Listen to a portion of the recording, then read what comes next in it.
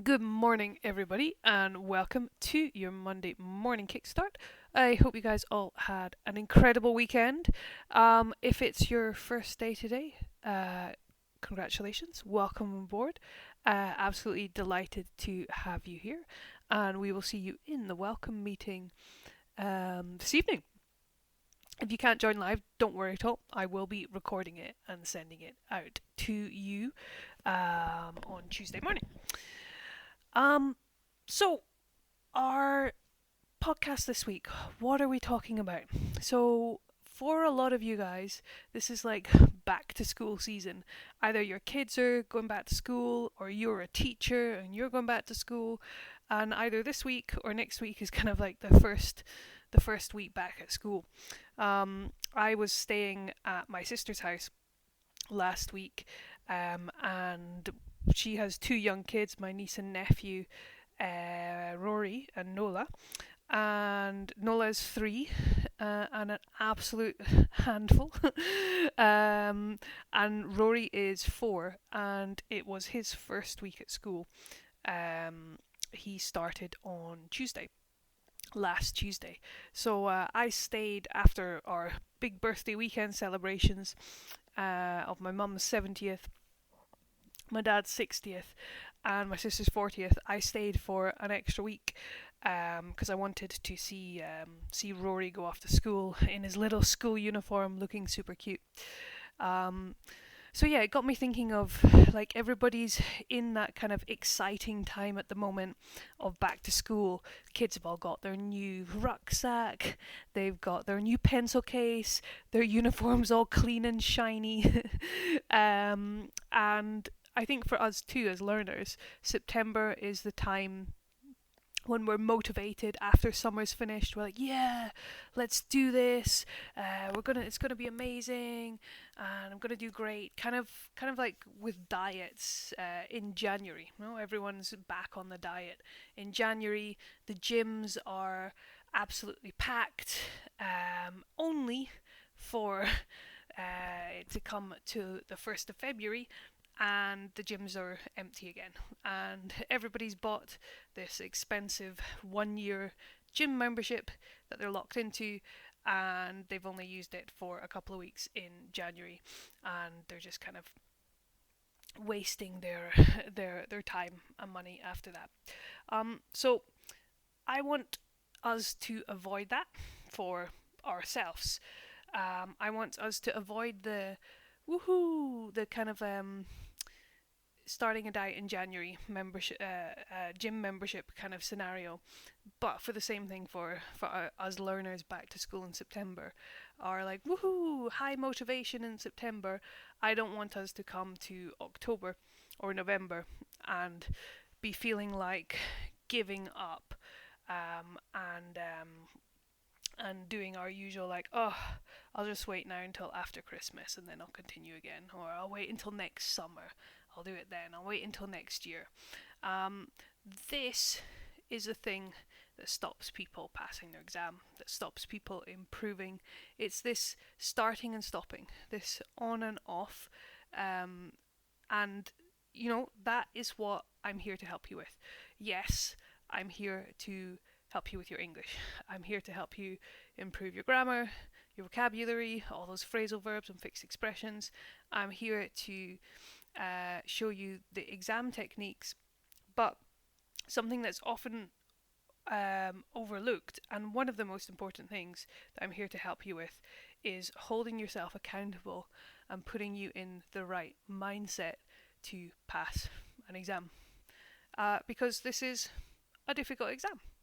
It's one of the most prestigious exams in the world, and it's not something that you are going to be able to pass in a couple of weeks. That's why our programs are 6 months long, because it generally takes about that time, if not a little bit longer, to prepare for the exam. People who take years to prepare for this exam, it's usually because of that on and off and on and off, that inconsistency in preparation that can cause issues, or like we've spoken about many, many times before, just kind of doing that typical course where you're working through a course book couple of times a week. And I kind of call that inconsistency as well, because if you're only studying a couple of times a week or once a week having a one-to-one lesson, you're not going to improve at all. It's going to take you years and years and years. Um, Whereby, if we're studying a little bit every day and working on our weaknesses, this is the fastest and most reliable way to improve and get good results. So, I'm doing this myself.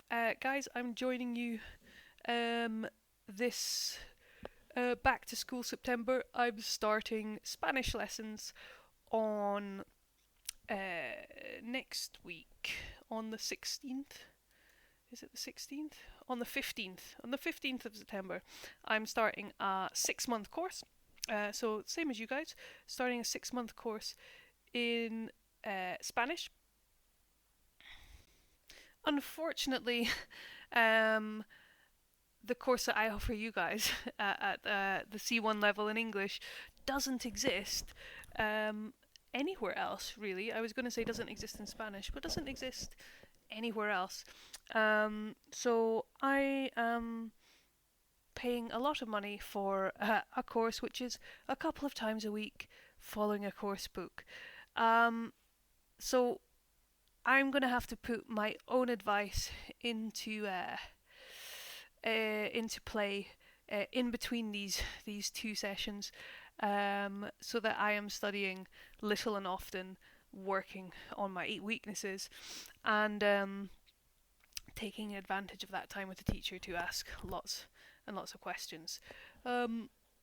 So I'm going to be on the same journey as you guys over the next 6 months. I'm doing my C1 level Spanish classes. I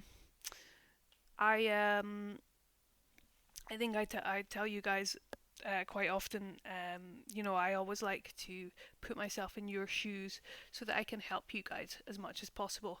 I did my Delhi exam last year, so that I could get my Spanish passport. That's another story.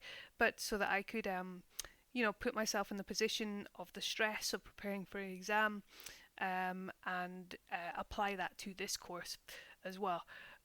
So yeah, I wanted to kind of again put myself in that position, motivation wise, for you guys over the next 6 months, doing my C1 course in Spanish. So some important things that we need to take advantage of in September is, number one, our motivation levels are going to be at their highest right now because we're starting something new, it's back to school, it's exciting, okay? So we want to take advantage of this high motivation time to get you into a routine, get you into a habit of studying little and often every single day, okay? So ideally you want to be studying for about an hour a day, but if you can't do that, if you're like, oh my god, I don't have an hour a day, 20 minutes a day, 30 minutes, that's totally fine. But we need to build that habit over the month of studying a little bit every day, okay? We never want to miss a day. If we miss a day, we're never going to miss a second day, okay? We don't want to miss 2 days in a row. So we need to get into that habit. So then when October comes, and then when November comes, when our motivations dips a little bit, because it will, it's normal, it's natural. When that motivation starts to go down, we can rely on this habit that we've built of studying a little bit every day to push us through when we don't have that motivation. Okay? So let's take advantage of that high motivation and get that habit built of studying every single day. Consistency is key to passing this exam, guys. Success is the sum of small efforts repeated day in and day out. So, how are we going to do these little nuggets of learning every single day? Okay, so one thing that I want you to do to start building this habit is I want you to get into the habit of every Sunday or every Monday, whatever you prefer, I want you to plan out your week. and I want you to plan when you're putting your study times in. Um, I have an absolutely packed schedule. I am working with you guys either live in sessions and speaking sessions or creating things for you. I typically work from 8:30 in the morning till 8 o'clock in the night.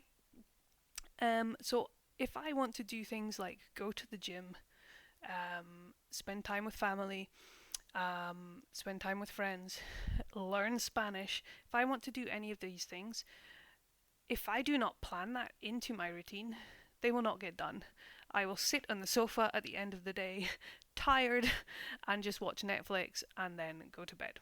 That's what happens when I don't plan out my routine, okay? When I don't plan out my week. So taking half an hour on a Sunday and working out where you can put your study time in and putting that into your calendar, scheduling it on your phone, by doing that, you are going to be more likely to stick to your plan. You're going to be more likely to do the thing, and you're actually going to probably have more time in the long run, because if you start organizing your things, you're going to take advantage of that time. Whereas if it's not organized, we usually waste time during the week looking back on what we have to do, or poorly organizing tasks that could be done together or at a similar time. So we usually end up saving a few hours every week by just taking that half an hour to organize, okay? So that's what I want you to do every single day this month. Again, to build that habit is plan out your week. So for me, trying to squeeze in, well, these are my key things, my non-negotiables that I have to squeeze in every day. I have to do at least 10,000 steps. I have to go to the gym 3 times a week, and I have to now try and squeeze in somewhere 2 Spanish lessons a week, and I want to squeeze in, for me, in between that, half an hour of studying every single day, plus a little bit more at the weekend. So where am I putting this in? So for me personally, because I know I'm kind of working from 8:30 to 8 every single day,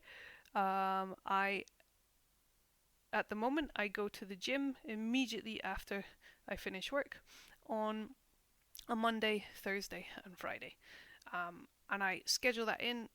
I've already got it scheduled in for this week. I schedule that in on a little booking app, and it pings up a notification on my phone, so I know that I'm definitely going to do those things.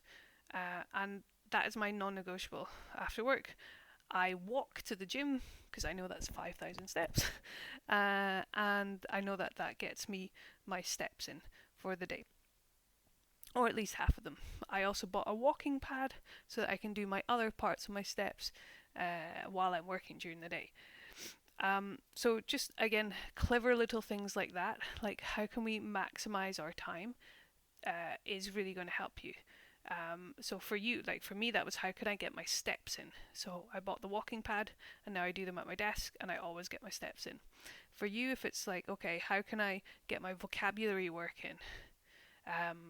Putting your Quizlet app, your flashcard app, on your phone as your app, putting it on your phone, and while you're waiting at the bus stop, doing it. While you're walking the dog, listening to a podcast. While you're waiting for the kettle to boil to make your cup of tea. That's very British. While you're putting your espresso machine on is probably more accurate. So while you're doing that, can you have a quick look at your vocabulary? Any kind of little things like that on your commute to work. What can you do rather than just listening to the radio? Can you listen to an English podcast? Or if you're on the train, can you read a book or perhaps do an exercise? So thinking about those clever ways we can squeeze in some of our studying is really going to help you in the long run. Number 2, thinking of our chunks of time where we can set aside that quiet study hour. So for me, it's going to be in the morning. So I get up quite early. So I'm just going to get up half an hour earlier, and I'm going to put that study time in for Spanish. And I'm going to do it immediately. I'm going to do it first thing in the morning, because I know if I don't do it first thing in the morning, I'll put it off and I'll be like, oh, I'll do it later, I'll do it later, I'll do it later. And suddenly it's 10 o'clock at night and I haven't done it. So I know if I just get up and do that thing, then it's done, it's out the way. And I also feel good about myself because I've done something that I really wanted to do early in the day. I do that with work tasks as well. I take the most important one, the biggest one that I have to do, or the one that I dislike the most but needs to be done, and I do that first in the day so that then I can't put it off. To put it off is to postpone something. So I can't put it off. It's done and it's out the way, and then I feel good and I don't feel guilty when I'm watching TV later in the evening because I've done my important tasks that day. Okay, so that's something I would recommend. But if you can't do it first thing in the morning, again, finding that time, scheduling it in, and really important, putting it in your calendar on your phone, especially with notifications, as if it's a doctor's appointment, is going to help you stick to it. Okay?